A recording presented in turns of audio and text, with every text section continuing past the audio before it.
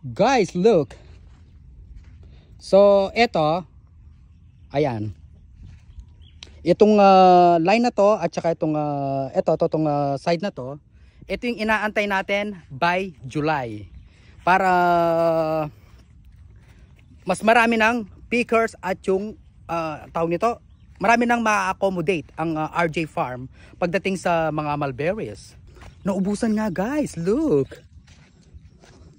Oh. Kaya pala as of now, close pa rin yung RJ Farm kasi nga nagpapahinog pa at the same time, yung iba naubusan ng bunga dahil nga sa dami ng bumibisitang pickers. Oh my goodness. Actually guys, na-miss ko talaga to. Diba? Amazing. Guys, oh, look oh. Don't worry guys, antayin lang nating dumami yung hinog. Ating yan. Ito, buti ba tong side na to, no? May ano na, talaga nagpapadami na lang ng hinog guys. Look. Diba? Antay-antay lang tayo guys, don't worry. Hindi tayo mauubusan ng mulberries. Yes. Ito kuya, di ba continuous yung ano niya? Wala naman season ng mulberries. Ayun guys, kaya wag po tayo malungkot guys. Ang mulberries is continue po yung pamumunga niya. So, yes. Actually guys, nauubusan lang tayo ng hinog, hindi yung bunga. Alright? Amazing.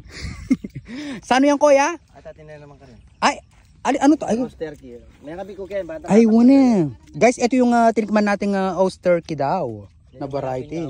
Sa dulo. Oo nga, sa dulo pala siya, no? Nilagay namin para ma-experience na diba? Yes, look. Amazing. Oo, no? So, ano talaga guys? Talagang hindi pa talaga kakayanin. Kaya as much as possible. Limited. Oo, nano kuya? Limited muna yung Oo, limited muna yung nagpapapasok ng pickers. Oo nga. Ano ko yan? 2 to 3? 2 to 3 hours lang. Oo, 2 to 3 hours lang talaga yung ina-allowed nila. But don't worry guys, antay lang tayo until July. Para lahat naman. Of course, ang RJ Farm po, as much as possible, gusto nila lahat ma-accommodate. Siyempre, sa status ngayon ng mulberries, so hindi pa kaya. So, alright? So, guys, follow their page, RJ Farm, para updated tayo sa status ng mulberries. Okay?